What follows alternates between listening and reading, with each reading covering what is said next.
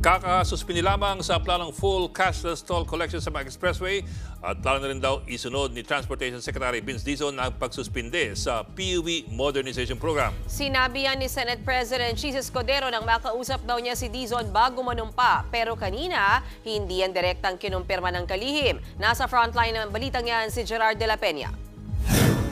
Sumugod ang mga miyembro ng Piston sa tanggapan ng Department of Transportation sa San Juan. Panawagan nila sa bagong liderato, huwag sanang hayaang mawala ang kanilang kabuhayan sa pagsulong ng Public Transport Modernization Program.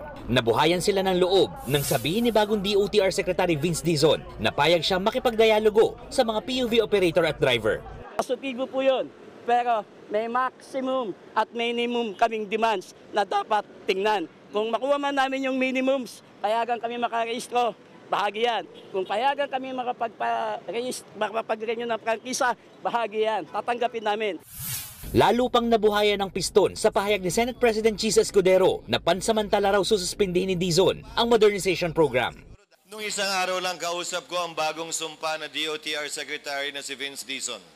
At ayon sa kanya, ipapa-review niya ito at pansamantala niyang sususpindihin ito hanggat hindi tapos ang kanyang review. Makakaasa kayo. At buo din ang pag-asa ko na kakatigan ni Secretary Vince Dizon ang posisyon ng Senado kaugnay sa pagpapaliban ng modernisasyon sa simpleng dahilan. Hindi pa handa ang mga ahensya ng gobyerno. Pero sa kanyang press con, wala pa namang nabanggit si Dizon sa posibleng suspension. I am not against modernization. No one is against modernization. We all want to modernize our transport system. But there are implications and there are factors that everybody needs to consider in the transition from the current PUV system to a modern system. Kabilang din sa mga unang desisyon ni Dizon ang pagsuspinde ng cashless toll sa mga expressway na simula na sana sa March 15.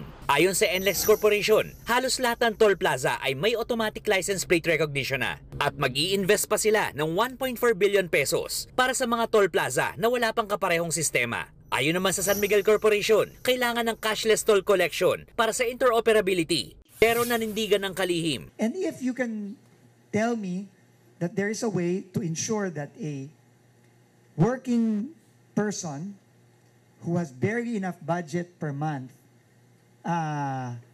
for gasoline or to feed his family or to pay for tuition, na nakalimutan niya, halimbawa, mag-load sa Easy Trip o sa AutoSweep, at dahil doon, either zero o negative balance siya, at siya ngayon hindi niya alam kung saan siya paano siya lulusot ng NLEX, at mapeperwisyo siya,